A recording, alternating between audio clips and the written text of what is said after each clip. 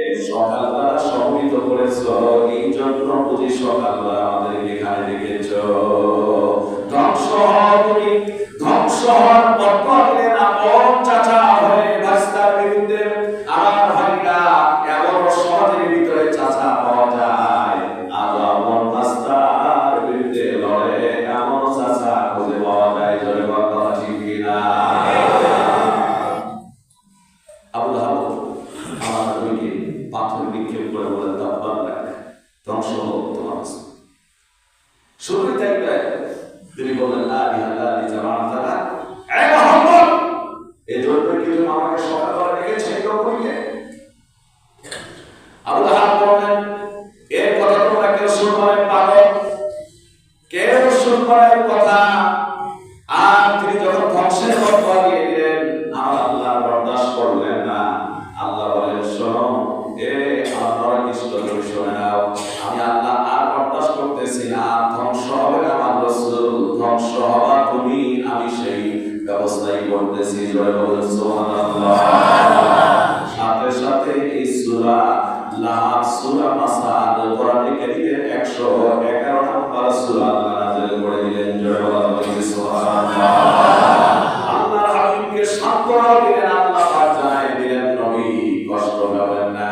আল্লাহর নবীকে আল্লাহ পাক এই সূরা নাযিল করে বলে দিলেন, তাব্বাত ইয়াদা আবি লাহাবিন ওয়া তাব। আল্লাহ বলেন, ধ্বংস হয়ে যাক আবু লাহাবের দুই হস্ত, এবং ধ্বংস হোক সে নিজেই। অনন্তরে বলা যেতে পারে যে এই সিগাটা এমন হবে একটা সিগা ব্যবহার করা হয়েছে আরবিরা আরো বোঝায়। আমার ভাইরা, আল্লাহ বলছেন ধ্বংস হয়েছে আবু লাহাবের দুই হস্ত, এবং ধ্বংস হয়েছে সে নিজেই। জোরে বলা যাবে কি সুবহানাল্লাহ। এজন্য ধ্বংস হওয়াটাই বলা যাবে যে ধ্বংস হয়েছে।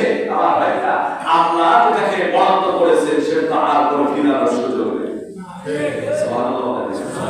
আল্লাহ কয়, তুমি আমার নবীকে, আমার প্রিয় হাবিবকে ধ্বংসের বরদা দিচ্ছ, ধ্বংস হয়েছে তুমি, তুমি নিজেও। জোরে বলা যাবে কি সুবহানাল্লাহ। তোমার দুই হস্ত ধ্বংস হয়েছে, তুমি নিজেও ধ্বংস হয়ে যাও। আমার ভাইরা, আমার বন্ধুগণ, বলতে পারেন হুজুর আবু লাহাব একটা পাথর, একটা হাত দিয়ে পাথর নিক্ষেপ করলো, দুই হাত ধ্বংসের কথা কেন বললেন? মনে রাখবেন, এই সমাজের ভিতরে যত অন্যায় কাজ যদি এক হাতেও করতে যান, আর একটা হাত সেই হাতকে সাহায্য করে। আমি একজনের মারবে শুধু এক হাতে হয়েছে, এই হাতকে হাত তুলছেন, থাপড় দিয়ে বসিয়ে একজন এই হাতটা কিছুটা নড়াচড়া করে। একটা ঢের মারছেন, এই হাত যদি বুকের মধ্যে নিয়ে ঢেলেন, তার ঢের বেশি দূর যাবেই না। কথা বলে এই হাতটা সাহায্য করা লাগবে, এর মতো স্বাভাবিক লড়তে দিতে হবে, তারপর আপনার ঢের চলে যাবে কাঙ্ক্ষিত স্থান পর্যন্ত। এই যে দুটো হাত আল্লাহর নবীর জন্য ঢের মেরে নিক্ষেপ করলেন পাথর, আল্লাহ বলেন ধ্বংস হয়ে গিয়েছে আবু লাহাবের দুই হস্ত, এবং ধ্বংস হয়েছে সে নিজেই। আমার ভাইরা, আমার বন্ধুগণ, এই মুসলমান ভাইরা আমার, যে আবু লাহাব নিজের ভাতিজার জন্ম হয়ে যাওয়ার পর এখানে ভিতরে এসেছে, নিজের আপন বান্দি ছিল, তাকে সেই বান্দিকে আযাদ করে দিয়েছিল। মুহাম্মদ রাসূলুল্লাহ জন্মের কারণে এত খুশি হয়েছিল, কিন্তু এই মুহাম্মদ রাসূলুল্লাহকে আর বরদাস্ত করতে পারল না। যখন কোরআনের কথাগুলি দাওয়াত দিল, তখন আর সহ্য হলো না। জোরে বলেন কথা ঠিক কিনা? বোঝা গেল কোরআনের কথা, বোঝা গেল হাদিসের হক কথা। কোরআনের কথা যদি আপনি বলেন, এর আগে আপনাকে যত ভালোবাসলো, হক কথা বললে আর হয়তো কিছু মানুষ ভালোবাসবে না। যারা বাসবে না, বোঝা গেল ওদের রক্তের ভিতরে আবু লাহাবের রক্ত রয়েছে। সহ্য হবে না। তার আগে ঠিকই আপনাকে অনেক ভালোবাসছে, নবীজি আমিন বলেছে। আর এখনই দেখেন, একটু আগে বললো মহাপ্রভু যদি বলো এই বাহারের অবদেশে তুমি যেটা বলছো সত্যবাদী না, আমরা বিশ্বাস করছি, কারণ হলো সাথী তুমি সত্যবাদী, তুমি আগামী। আর পরে যখন নবীজি বললেন তোমরা তাহলে বলো লা ইলাহা ইল্লাল্লাহ তুফলিহু, তখনই বললো যে তুমি একটা মিথ্যুক। আর তখনই পাথর নিক্ষেপ করলেন আপন চাচা। তিনি ভাইদের আমার কেমন ধ্বংস হয়েছিল, সময় সেই পরিমাণ সংক্ষিপ্ত সময়ের ভিতরে আপনাদের মাঝে বলা সম্ভব নয়। শুধুমাত্র ছোট কথা বলে দিয়ে যায়। সেই জামানায় যেমন ইসলামের বিরুদ্ধাচারণ করে, নবীজির বিরুদ্ধাচারণ করে, আমার ভাইটা ধ্বংস হয়েছে। এই জামানায় কিছু আবুল আহাব মার্কার মানুষ আছে, ইসলামের বিরুদ্ধাচারণ করে, ইসলামের বিরুদ্ধে কথা বলে, ধ্বংস তাদের অনিবার্য। জোরে বলেন কথা ঠিক কিনা? এদের ধ্বংস অনিবার্য। এই আবুল আহাব কতটা আমার ভাইটা ধ্বংস হয়েছিল, আল্লাহ রাব্বুল আলামিন পরবর্তী আয়াতের ভিতরে জানায় দেন। আল্লাহ বলেন মা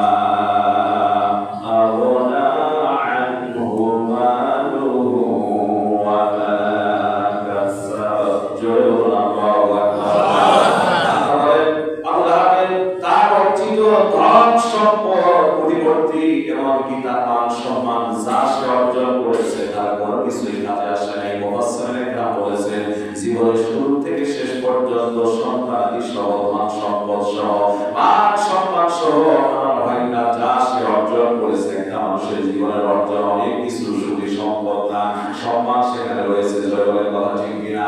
সম্মান সেখানে রয়েছে। আল্লাহ বলেন তার কোনো কিছুই তার কোনো কাজে আসেনি। কেমন ভাবে কাজে আসেনি? আমার ভাইরা আল্লাহ পাক এই বর্তমানের সঙ্গে সঙ্গে তার পরিণতি কি হয়ে গেল একটু পরে ফিরে আসতেছি। কিন্তু এই সূরা যখন নাযিল হয়ে গেল, আবু লাহাব এখান থেকে গিয়ে তার স্ত্রী উম্মে জামিলকে বলেন, বিবি তোমার ভাতিজা কিংবা আমার ভাতিজা মুহাম্মদ আমাদের বিরুদ্ধে একটা কবিতা আবৃত্তি করেছেন, যে কবিতার ভিতরে আমাদের পরিবারের ধ্বংসের কথা বলা হয়েছে, তোমার ধ্বংসের কথা এখানে বলা হয়েছে। উম্মে জামিলা সহ্য করতে পারল না। এই বদমাশ মার্কা মহিলাটা আমার ভাইরা আমাদের সমাজের ভিতরে, রাষ্ট্রের ভিতরে মাঝে মাঝে কিছু উম্মে জামিলের মতো খান্নাস মার্কা মহিলা পাওয়া যায়। এই উম্মে জামিলের কাজ ছিল প্রত্যেক রাতে নবীজি ঘরের দরজার মধ্যে কাঁটা বিছায় দিয়ে রাখতো, ঘরের দরজায় চলার রাস্তায় কাঁটা দিয়ে রাখতো। রাত্রিবেলায় নবীজি শুয়ে পড়লে সেখানে গিয়ে কাঁটা বিছায় দিয়ে আসতো। সে লাকড়ি জ্বলাতো, মানুষের ময়দান থেকে জঙ্গল থেকে লাকড়ি সংগ্রহ করতো, তখন সেখান থেকে কাঁঠাও নিয়ে আসতো। এই কাঁঠা রাত্রিবেলায় দিত যাতে নবীজির পায়ের মধ্যে বিদ্ধ হয়, তার পরিবারের সাথে ছোট্ট মাসুম বাচ্চা ছিল তাদের পায়ের মধ্যে জয় কাঁঠা বিদ্ধ হয়ে যায়। এতটা খারাপ ছিল মহিলা। এই মহিলা যখন জানতে পারলো যে নবী কবিতা আবৃত্তি করেছেন, আসলে কি কবিতা? কথা বলে এটা কি নবী বানাইছে? আল্লাহ নাযিল করেছেন, কিন্তু তারপরে কোরআনে মুহাম্মদ কবিতা আবৃত্তি করেছে আমাদের ধ্বংসের জন্য। একটা পাথর নিয়ে আল্লাহ রাসূলকে খুঁজতে পারছে, ওই পাথর সে আবার পাথর নিক্ষেপ করবে। যেতে যেতে যেতে যেতে দেখেন কাবা চত্বরে আবু বকর রাদিয়াল্লাহু তাআলা সহ বসে আছেন। আল্লাহর হাবিব কথা সেখানে বলতেছিলেন। মুসলমান ভাইরা, আবু বকর রাদিয়াল্লাহু তাআলা আবু বকর রাদিয়াল্লাহু তাআলা এই উম্মে জামিলকে পাথর হাতে রেখে বললেন, ইয়া রাসূলুল্লাহ, উম্মে জামিল পাথর নিয়ে আসতেছে, নিঃসন্দেহে তার কথা মতলব রয়েছে। আল্লাহর হাবিব বললেন, আল্লাহ রাব্বুল আলামিন আমাদেরকে হেফাজত করবেন। জোরে বলা যাবে কি সুবহানাল্লাহ। এক পর্যায়ে মুসলমান ভাইরা, ইমাম কুরতুবী রাহমাতুল্লাহ আলাইহি, ইমাম কাসির রাহমাতুল্লাহ আলাইহি লেখেন, আবু জাহেল দেখা মায়া আবু লাহাবের স্ত্রী আমার বন্ধুবান উম্মে জামিল ওই জায়গায় যাওয়ার পর আবু বকরকে ডাক দিয়ে বলছেন, আবু বকর কি ব্যাপার, তোমার বন্ধু কোথায় গেছে, তোমার সঙ্গী কই গেছে, তোমার সঙ্গী আমার দরকার। তার মানে নবীজির পাশেই বসা আল্লাহ রাব্বুল আলামিন তার চোখে নবীজিকে অন্তরাল করে দিলেন। জয় আল্লাহ, সুবহানাল্লাহ। আমার রাসূল কত দামি, শির চোখ দিয়ে আবু বকরের পাশে বসে আছে, দেখতে পারতেছে না। বলুন আল্লাহু আকবার। ইমাম কুরতুবী রাহমাতুল্লাহ আলাইহি বলেন, আবু বকর বলতেছেন, আবু বকর তোমার সঙ্গী তোমার বন্ধু কোথায় গেছে?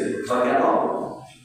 আবু বকর আশ্চর্য হয়ে গেল, আমার পাশে বসা আর দেখতে পারতেছে না। সুবহানাল্লাহ। হ্যাঁ, আবু বকর বললেন, কেন? আমার সঙ্গী আমার বন্ধু আমার রাসূলকে খোঁজো। সে আমাদের বিরুদ্ধে আমার পরিবারের ধ্বংসের ব্যাপারে কবিতা আবৃত্তি করেছে, তার মানে আমি তাকে আজকে সমস্ত জবাব তো পাথর হাতে মধ্যে নিয়ে এসেছি। আমার ভাইরা, আমার বন্ধুরা বেশ কিছু গালিগালাজ করে তার মতো সে চলে গেল। আবু বকর ডাকতে বলে, ইয়া রাসূলুল্লাহ, ইয়া হাবিবাল্লাহ, আপনি আমার পাশে অবস্থ উম্মে জামিল কিভাবে দেখতে পেল না? আল্লাহ রাসূল ডাকতে বলে, আবু বকর, ওই উম্মে জামিল আর আমার মাঝে আল্লাহ একটা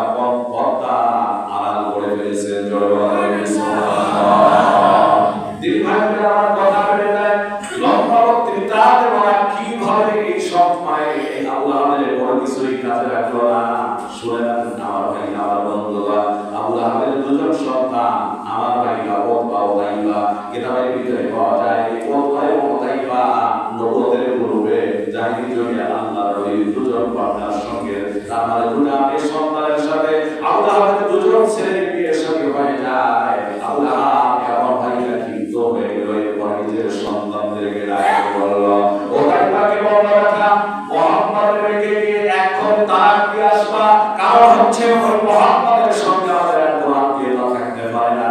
আমার ভাইরা বাবার কথা শুনে, আবু লাহাবের কথা শুনে এই লোকটা তার উতাইবা চলে গেল আল্লাহর রাসূলের দরবারে। যাওয়ার পর বিভিন্ন বাজে বিহার বাজে ব্যবহার করলেন, করার পর মুখের মধ্যে দুধ জমায়া, এরপর বাজে বিহার করার পর বলল, মুহাম্মদ তোমার মেয়েকে আমি তালাক দিয়ে দিলাম, আমি তোমার মেয়েকে তালাক দিয়ে দিলাম। এ মুসলমান ভাইরা আমার এই কথা বলার পর মুখের মধ্যে দুধ জমায়া আল্লাহর নবীর চেহারা দিয়ে দুধ যখন নিক্ষেপ করেছিল, ওই দুধটা নবীজি দূরে থাকার কারণে লাগে নাই। আরবের একটা প্রথা ছিল, কোনো মানুষ যদি কাউকে দুধ নিক্ষেপ করবে না বড় একটা অপমান বলে মনে হতো। এখন সে অপমানটা সব জায়গায় আছে, জয় বলেন বলা ঠিক কিনা? যদি তা না হয় আপনি একজনের গায়ে থুতু নিক্ষেপ করে দেখেন, কথা বলেন যখন থুতু নিক্ষেপ করছে আল্লাহ নবী আর বরদাস্ত করতে পারলেন না। আল্লাহ পাকে ডাক দিয়ে বলেন, আমার আল্লাহ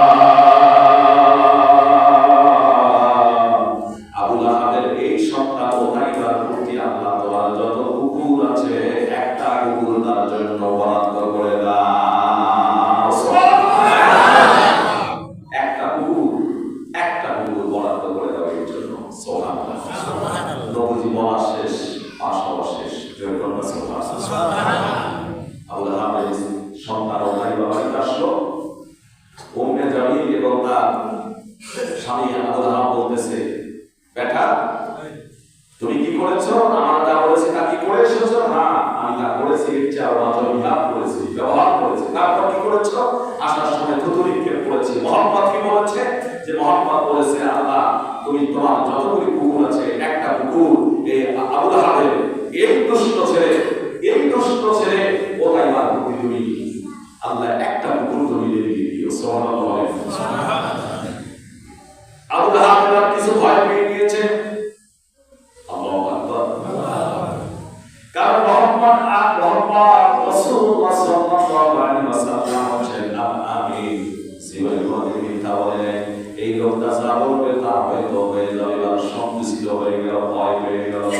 তখন থেকে উম্মে জামিলকে বলল, তোমার ছেলেকে সবসময় চোখের আড়ালে রাখবা। আমার ভয় হয় কখন না জানি কুকুর সে তার উপর হামলা করে ফেলে। এই কুকুর যে কি এর অর্থ সে বুঝতে পারে নাই। আমার ভাইরা আবু লাহাব খুব সযত্নে নিজের সন্তানকে রাখা শুরু করে দিল। কিন্তু মুসলমান ভাইদের আমার, এই আবু লাহাব যখন একটা ব্যবসার জন্য নিজের সন্তানকে নিয়ে সিরিয়ার উদ্দেশ্যে রওনা করেছিল, মতান্তরে 3 দিন না গিয়ে অনেক ওই ব্যবসায়ী কাফেলার ভিতরে থাকে। আবু লাহাব নিজের সন্তানকে নেতা বানায় তাদের সঙ্গে পাঠিয়ে দিলেন, আর বললেন তোমরা তাকে খুব চোখে চোখে রেখে দিও। ওই ব্যবসার কাজের মধ্যে তারা এক জায়গায় তাবু টানিয়েছিল। ওটাই বলতেছে আমার ভয় লাগতেছে। মুহাম্মদ একটা কথা বলেছে, আমার কেন যেন ভয় হয়, তোমরা আমাকে একটু ফিরে রাখো। তারা বলল ভয়ের কোনো কারণ নাই। ইমাম কুরতুবী রাহমাতুল্লাহ আলাইহি তাফসীর কুরতুবীর ভিতরে দেখেন যে আবু লাহাবের ছেলে যখন উতাইবা ভাবে বলতেছিল যে আমার ভয় হয়, তখন কাফিলার লোকেরা বলল, সর্দারের ছেলে আমাদের নেতার ছেলে, ভয়ের কোনো কারণ নাই। আমরা চতুর্দিকে উল্টোদিকে শোয়াবো, তারপর আমরা চতুর্দিকে বের করে তাবু টেনে আমরা ঘুমাবো, মাঝখানে আপনাকে রাখবো, কোনো কিছুই ক্ষতি হবে না। যদি কিছু আসে আগে আমাদের টিকায় আমাদেরকে খেয়ে তারপর আপনার কাছে আসতে হবে। ঠিক রাত্রি বেলা সে বলেছেন, মুসলমান ভাইরা আল্লাহ সুবহানাহু ওয়া তাআলা একটা বনের বাঘ পাঠাই দিলেন। এই বাঘটা এসে দেখেন সবাই ঘুমিয়ে পড়েছে। এক একজনের নাকের মধ্যে চেহারার মধ্যে বাঘটা মুখ লাগায় দেখে, শুকিয়ে দেখে, আমার ভাইরা ঘেরান দিয়ে দেখে, আর বুঝতেছে এটা উতাইবা নয়। এভাবে বাঘ সামনে এগিয়ে এগোতে মাঝখানে এসে উতাইবাকে পেয়ে গেল। গলার মধ্যে কামড় দিয়ে বের করে ঘুরিয়ে জঙ্গলের মধ্যে নিয়ে গিয়ে এই ঘোড়ার দুশ্মনের লাশটা থেকে রক্ত খেল না, গোশত খেল না, পা কলিজা ফেটে ছিঁড়ে মুখটা ছেড়ে কলিজা আলাদা করে রাখলেন, আর আলাদা করে রাখলেন।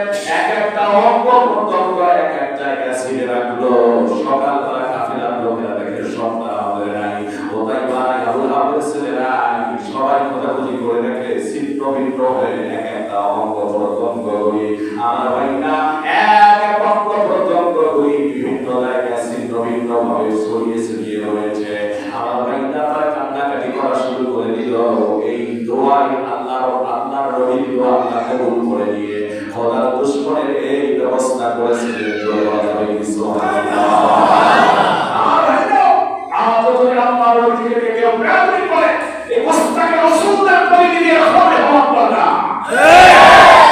যারা আল্লাহর নবীকে নিয়ে বেয়াদবি করবে ইসলামী শরিয়া হয়ে গেলে সাথে সাথে ওদের হত্যা করে দেওয়া হবে এইজন্য আল্লাহ রাসূলের ভালোবাসা মহব্বতের নাম হচ্ছে ঈমান আল্লাহ রাসূলের মহব্বত ভালোবাসা আমাদেরকে তৈরি করতে হবে সুবহানাল্লাহ আমাদেরকে তৌফিক ইনায়াত করে দিও আমার ভাইরা আমার বন্ধুগণ আজকে অসমাপ্ত কথাগুলি এখানে রেখে দিলাম আল্লাহর পরিধি আছে এই বিষয়গুলি আপনারা সামনে আলোচনা শুনতে পারবেন ইনশাআল্লাহ বলেন ইনশাআল্লাহ